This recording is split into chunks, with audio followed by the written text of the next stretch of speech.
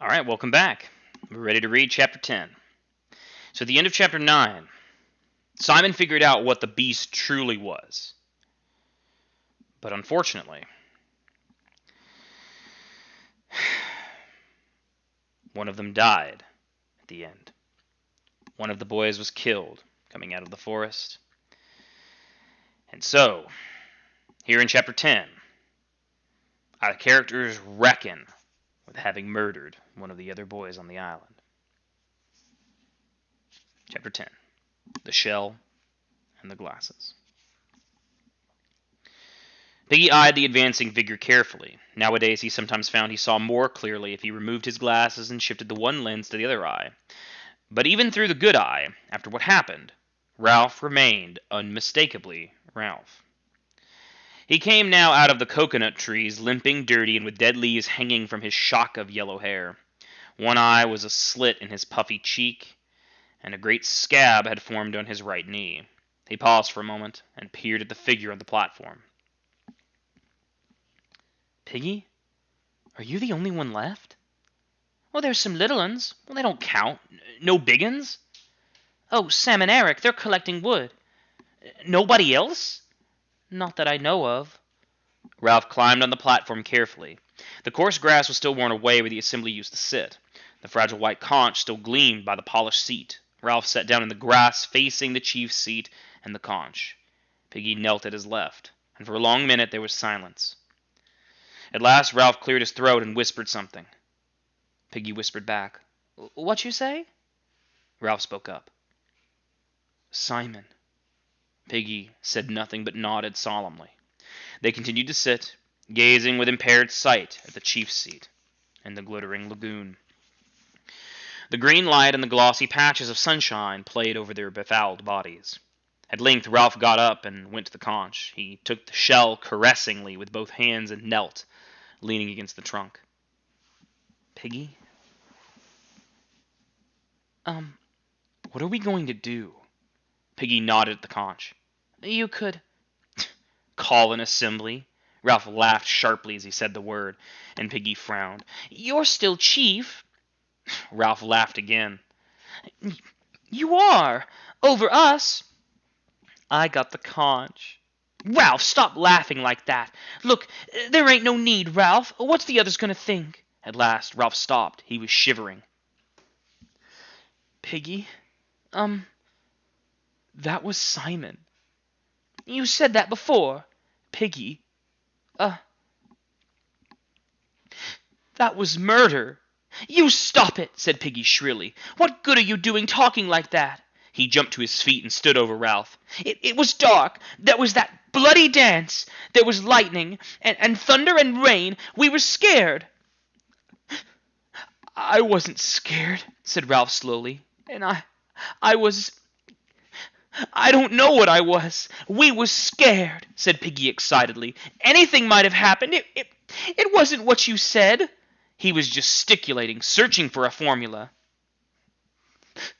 "Oh, Piggy," Ralph's voice, low and stricken, stopped Piggy's gestures.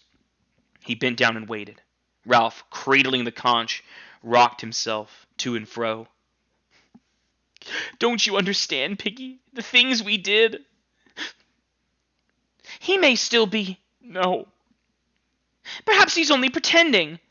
Piggy's voice trailed off at the sight of Ralph's face. "You were outside. Outside the circle. You never really came in. Didn't you see what they did?"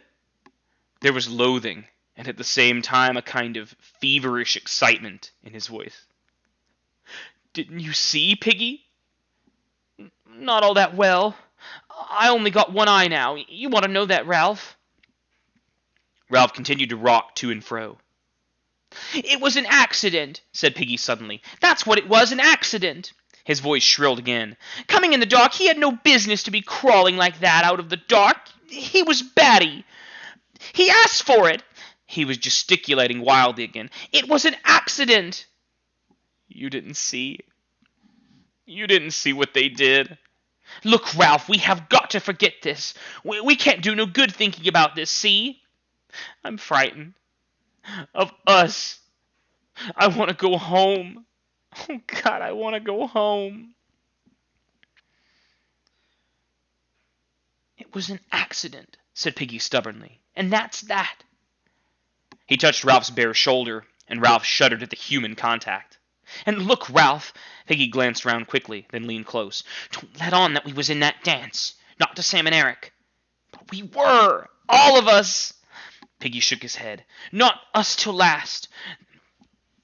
They never noticed in the dark anyway. You said I was only on the outside. So was I, muttered Ralph.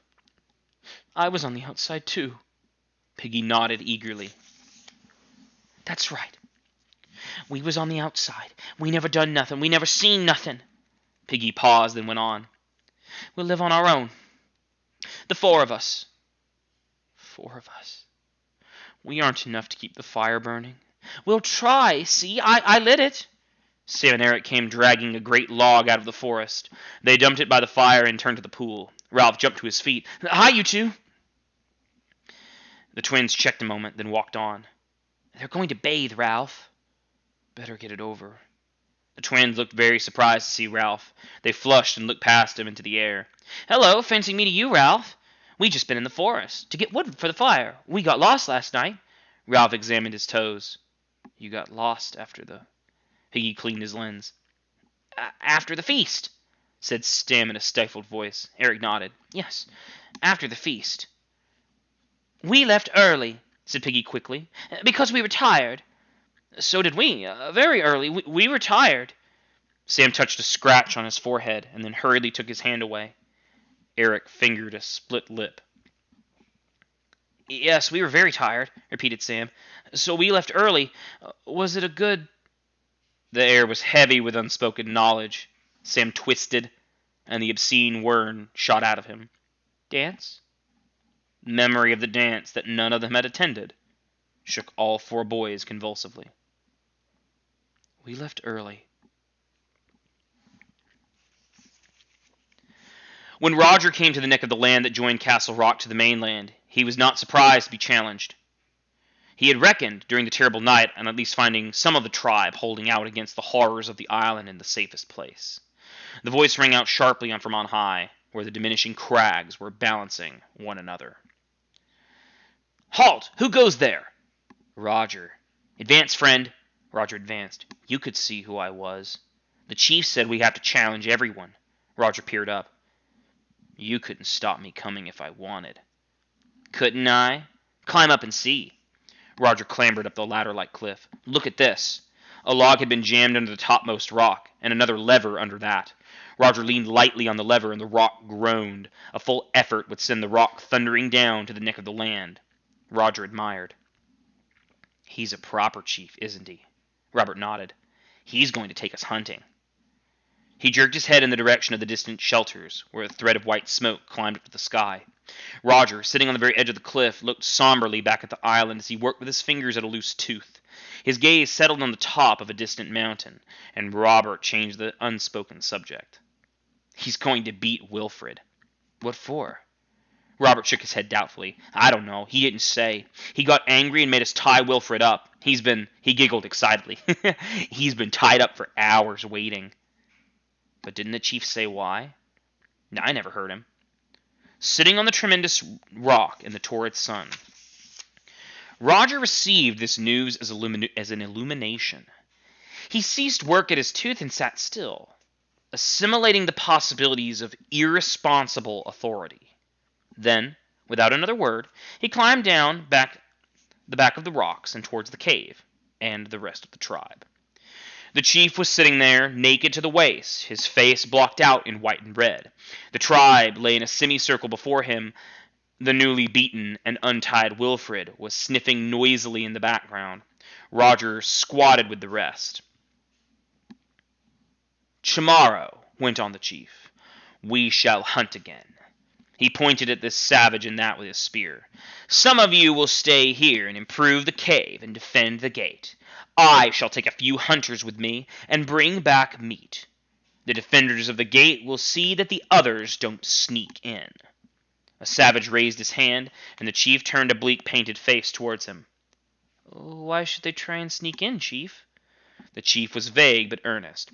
They will. They'll try to spoil the things we do. So the watchers at the gate must be careful. And then...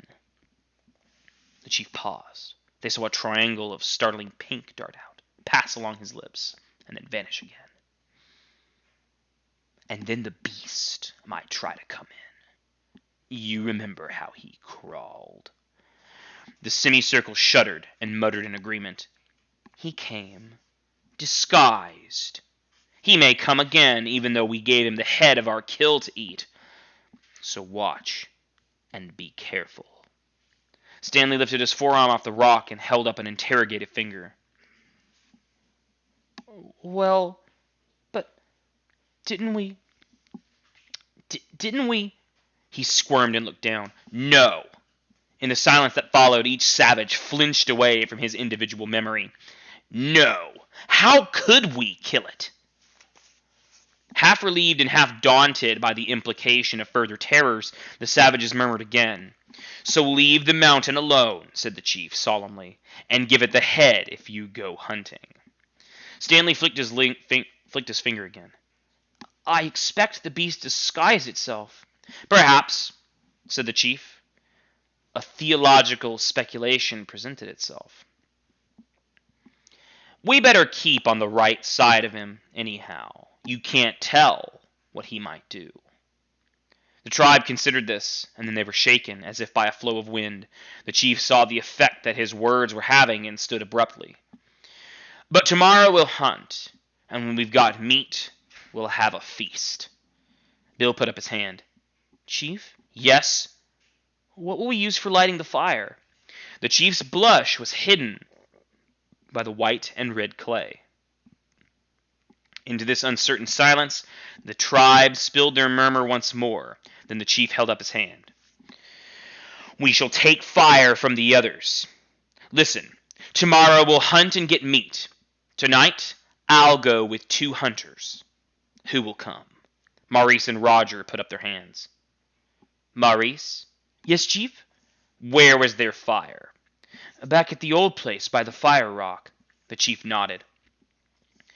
The rest of you can go to sleep as soon as the sun sets, but us 3, Maurice, Roger, and me, we've got to work to do. We'll leave just before sunset. Maurice put up his hand. But what happens if we meet? The chief waved this objection aside. We'll keep along the sands. Then if he comes, we'll do our dance again. Only the 3 of us? Again, the murmur swelled and died away. Piggy handed Ralph his glasses and waited to receive back his sight. The wood was damp, and this was the 3rd time they had lighted it. Ralph stood back, speaking to himself. We don't want another night without fire. He looked round guiltily at the 3 boys standing by. This was the first time he admitted the double function of the fire. Certainly one was to send up a beckoning column of smoke, but the other was to be a hearth now, and to comfort until they slept. Eric breathed on the wood until it glowed and sent out a little flame. A billow of white and yellow smoke reeked up. Piggy took back his glasses and looked at the smoke with pleasure. If only we could make a radio, or a plane, or a boat. Ralph dragged in his fading knowledge of the world. We might get taken prisoner by the Reds. Eric pushed back his hair. They'd be better than... He would not name people, and Sam finished the sentence for him, and by nodding along the beach. Ralph remembered the ungainly figure on a parachute. He said something about a dead man.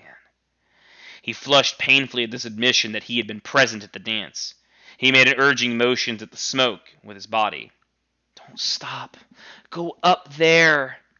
Smoke's getting thinner. We need more wood already when it's wet. My asthma. The response was mechanical. Sucks to your ass, Mar. If I pull logs, I get my asthma bad. I wish I didn't, Ralph, but there it is. The 3 boys went into the forest and fetched armfuls of rotten wood. Once more the smoke rose, yellow and thick. Let's get something to eat. Together they went to the fruit trees, carrying their spears, saying little, and cramming in haste. When they came out of the forest again, the sun was setting and only embers glowed in the fire. There was no smoke.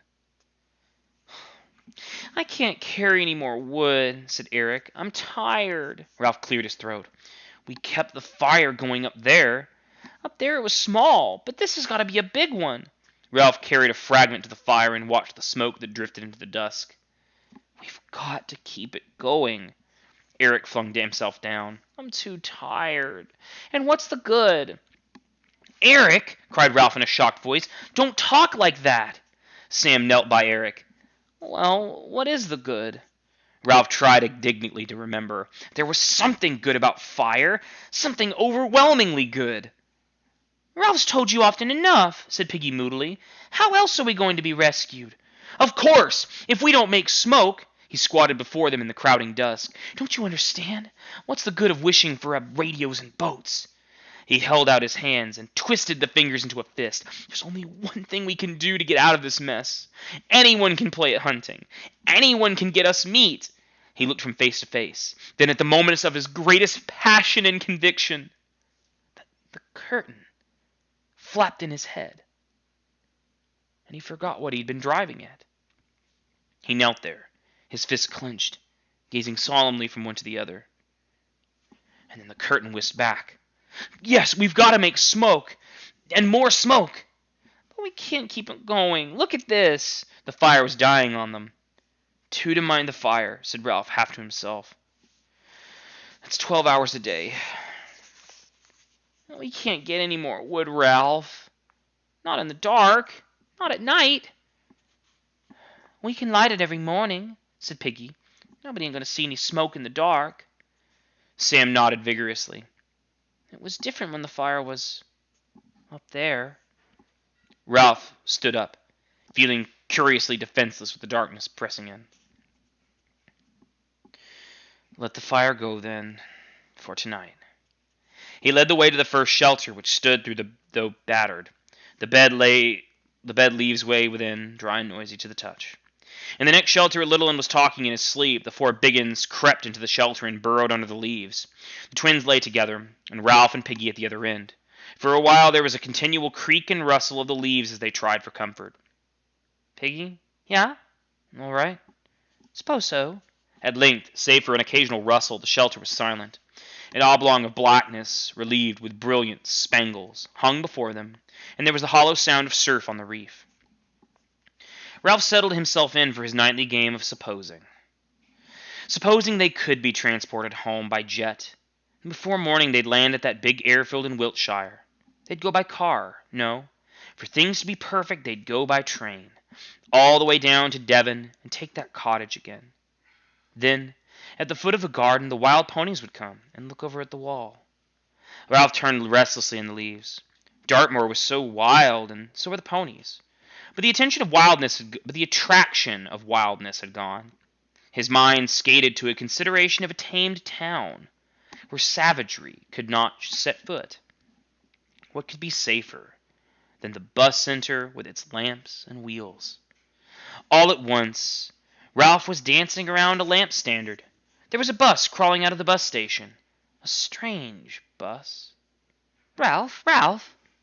What is it? Don't make a noise like that. Sorry. From the darkness of the further end of the shelter came a dreadful moaning, and they shattered the leaves in their fear. Sam and Eric, locked in an embrace, were fighting with each other. Sam, Eric! Presently all was quiet again. Piggy spoke softly to Ralph. We've got to get out of this. What do you mean? Get rescued. For the first time that day, despite the crowding blackness, Ralph sniggered. I mean it, whispered Piggy. If we don't go home soon, we'll be barmy. Round the bend, bomb-happy, crackers. Ralph pushed the damp tendrils of hair out of his eyes. You write a letter to your auntie. Piggy considered this solemnly. I don't know where she is now. And I haven't got an envelope and a stamp, and there isn't a mailbox or a postman. The success of his tiny joke overcame Ralph. His sniggers became uncontrollable, and his body jumped and twitched. Piggy rebuked him with dignity. No, I haven't said anything all that funny. Ralph continued to snigger, though his chest hurt. His twitchings exhausted him till he lay, breathless and woe-begone, waiting for his next spasm. During one of these pauses he was ambushed by sleep. Ralph, you've been making a noise again. Do be quiet, Ralph, because... Ralph heaved over among the leaves. He had reason to be thankful his dream was broken, for the bus had been nearer and more distinct. Why, because... Be quiet and listen. Ralph lay down carefully. To the accompaniment of a long sigh from the leaves, Eric moaned something and then lay still. The darkness, save for the useless oblong of stars, was blanket thick. I can't hear anything. There's something moving outside. Ralph's head prickled. The sound of his blood drowned out all else, and then subsided. I still can't hear anything. Listen for a long time. Quite clearly and emphatically, only a yard or so away from the back of the shelters.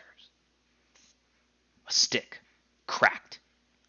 The blood roared again in Ralph's ears. Confused images chased each other through his mind. A composite of these things was prowling around these shelters. He could feel Piggy's head against his shoulder and the convulsive grip of a hand. Ralph, shut up and listen. Desperately, Ralph prayed that the beast would prefer little ones. A voice whispered horribly outside. Piggy! Piggy! It's come! Gasped Piggy. It's real! He clung to Ralph and reached to get his breath. Piggy, come outside. I want you, Piggy. Ralph's mouth was against Piggy's ear. Don't say anything. Piggy, where are you, Piggy? Something brushed against the back of the shelter. Piggy kept still for a moment. Then he had asthma. He arched his back and crashed among the leaves with his legs. Ralph rolled away from him. Then there was a vicious snarling in the mouth of the shelter, and a plunge and thump of living things. Someone tripped over Ralph in Piggy's corner, became a complication of snarls and crashes and flying limbs.